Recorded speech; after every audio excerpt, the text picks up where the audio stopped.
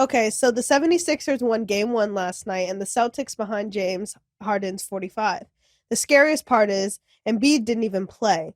What does Damonza have to say about it? Well, we can ask him directly, but I also think we have a tweet of his that we can show. Damonza, we not worried about it is all I'm going to say. Laughing emoji, laughing to hide his tears and fear emoji. So what's the question here, Scoot? Everyone is going to overreact to this Celtics loss. Are you? All right, so before I answer, because, and you guys can then cut my mic for a moment because I know there's going to be some audio weirdness with Damonza answering. Damonza, our resident Celtics fan, give us your take on this game and that series and the series. Hey man, I just don't think that what the Sixers did and what James Harden did yesterday is sustainable. The Celtics are gonna pick it back up. You know we always tend to get sloppy. I'm not worried about it. I 100% think that you should fear what's gonna happen next to the Lakers. A lot more than me. Well, we're not talking about the Lakers. I'm feeling good about it. I'm not worried about it at all. Okay, here's why I do think, and let's turn off Damonza's mic for a moment just so the audio works better.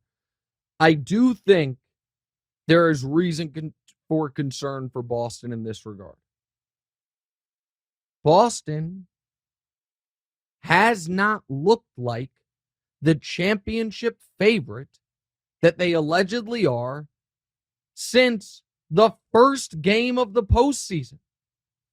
The first game of the playoffs, they blew out Atlanta. It looked like that series was going to be a laugher. The second game of the playoffs, they beat Atlanta. It was maybe a little closer than you'd wanted, but it was fine. It looked like the series was going to be a laugher. They then lose to Atlanta in game 3, lose to Atlanta at home in game 5, and then need a furious fourth quarter comeback to beat Atlanta in game 6. You then play Philly with no Embiid, Harden fresh off a Vegas trip. He drops 45 on you. And some really odd game from Jaylen Brown and some odd post-game comments from Jaylen Brown. Jaylen Brown was 6 of 7 in the first quarter of that game. Finished the game 8 of 10. So after the first quarter, he took 3 shots the rest of the game. He's asked about the end of the game when he was trying to push in transition and then didn't, and when they ended up getting a shot clock violation on the play, and he says, yeah, I was trying to run, but no one was running with me. He also has this very odd hand cut on his hand that he said he got from picking up a vase. Okay. The Jaylen Brown thing is something to monitor and be at least semi-concerned about. Furthermore, there's another one, Diora. The Celtics lost a game where they scored 38 points on 85% shooting in the first quarter. I've never seen a team shoot 85% in a quarter, ever. I'm sure it's been done. I don't remember ever seeing it. And this is why not taking care of business and playing with your food, or as Doc Rivers unfortunately called it, not taking care of business and playing with your meat, can come back to bite you. The Celtics, had they won game 5 against Atlanta, this series against Philly would have started on Saturday. Embiid would have missed that game, clearly was not going to be ready for game 2, which was going to be yesterday, and maybe miss game 3.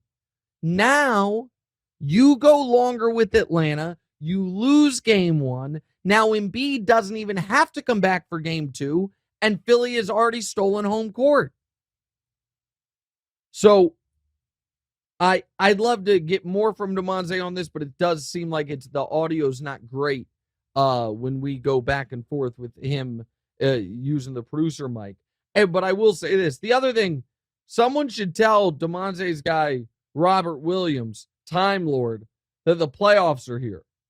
Because he's supposed to be their X factor, and the guy's getting 20 minutes a game and is yet to have, I think he's had one super high impact game. So I think there are a lot of warning signs for Boston. Conversely, Philly at some point has to get some respect considering they're undefeated in the postseason, despite Embiid only playing 2 games fully healthy and 3 games at all. And they're 5-0. And right now, if you remember, my pick was Lakers, Sixers, the 2 teams with the best record since the All-Star break across the entire NBA are the Lakers and the Sixers. And shout out to Harden. Playoffs have been a bugaboo for him his entire career. And not only 45, but a step back, go ahead 3 in the final 20 seconds as his big time in the final 30 seconds. That was as big time as it gets. Now, do I think Philly's a lock for the series? I don't, because I don't know the health of Embiid. But the idea, Philly was a 10-point dog yesterday. Boston losing that game, it really is a disaster for him. Hey, thanks for watching. Hit the subscribe button to get more from the show, and make sure to click the bell to get notified every time new content drops. Check out full episodes of What's Right wherever you get your podcasts, or just click the link in the description below.